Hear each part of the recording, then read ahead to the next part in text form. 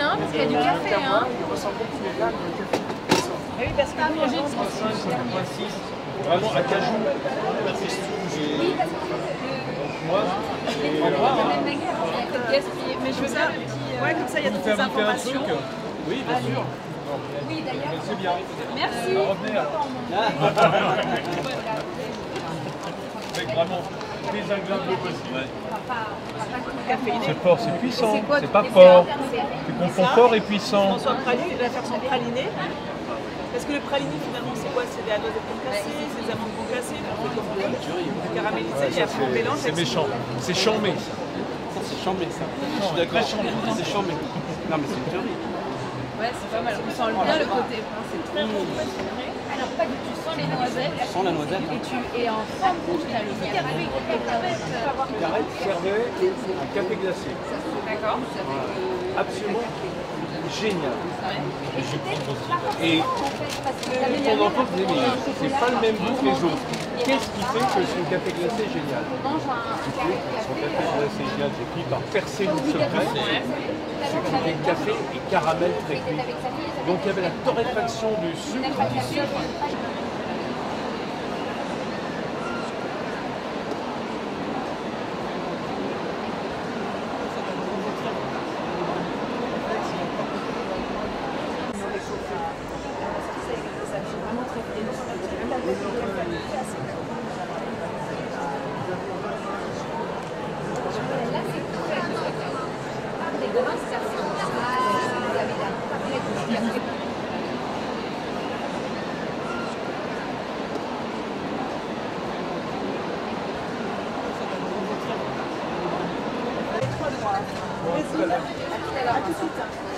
Mocadetchoki, c'est un peu comme une confité. Et on a le Pétorcé, c'est le Colombie,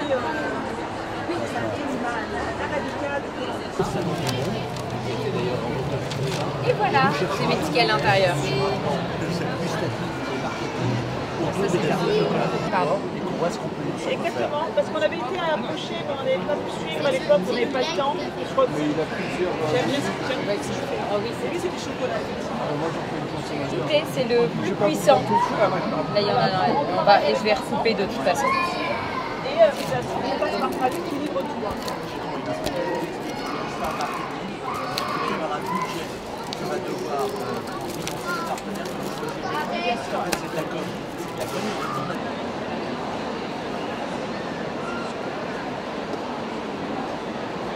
Bonjour, je suis Vincent Ferniaud, je suis à la fois journaliste gastronomique en télé et en radio, mais surtout j'ai inventé la tablette de café.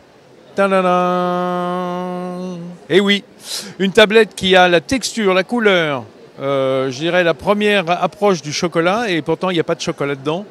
L'idée que j'ai eue voilà, bien longtemps et que je mise au jour, c'est de remplacer la fève de cacao par du grain de café. Tout ça parce que je préfère le goût de café au goût de chocolat en pâtisserie.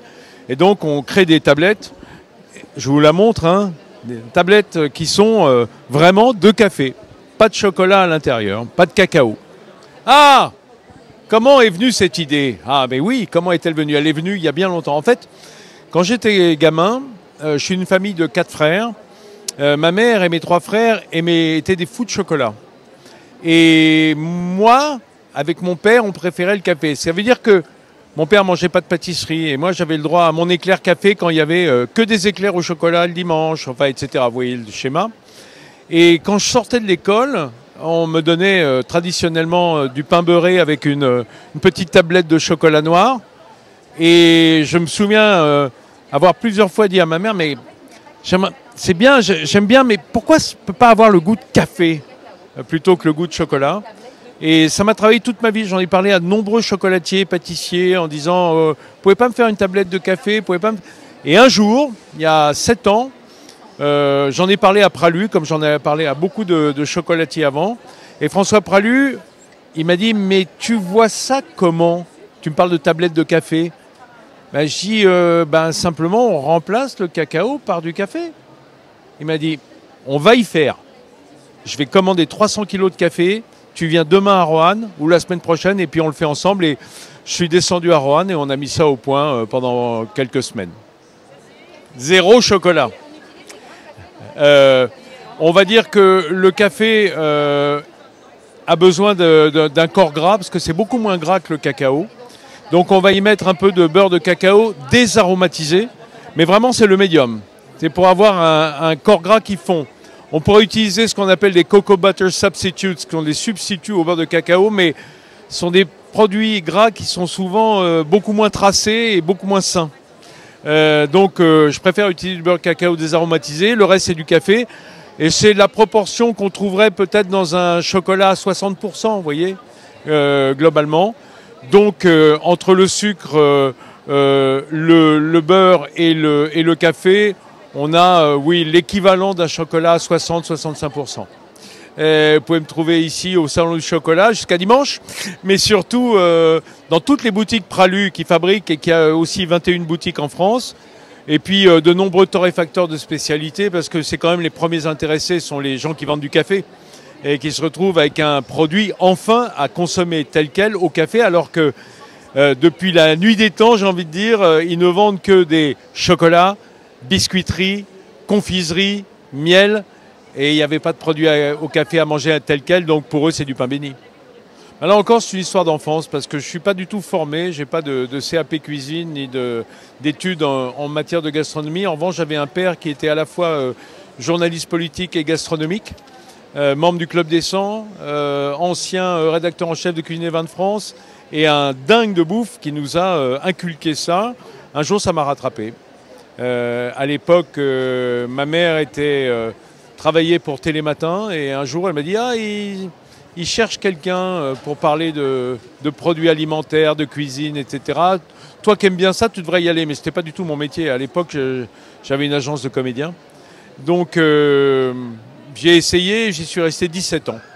Et ça a été mon pied dans la cuisine et la gastronomie. En fait, moi, je sépare ma vie entre Sud Radio, où j'ai une émission hebdomadaire le dimanche, Ferniaud fait le marché, Public Sénat, où j'ai repris l'émission de Perico Légas il y a 3 ans, Manger c'est voter, où j'emmène les sénateurs dans leur terroir. Et puis mon compte Instagram, Ferniaud, où je donne des recettes 2 fois par semaine en moyenne à des gens qui me suivent très fidèlement. Parce que c'est pas à ma gloire, ce n'est pas une façon de me mettre en scène pour montrer ce que je sais faire. C'est au contraire dire...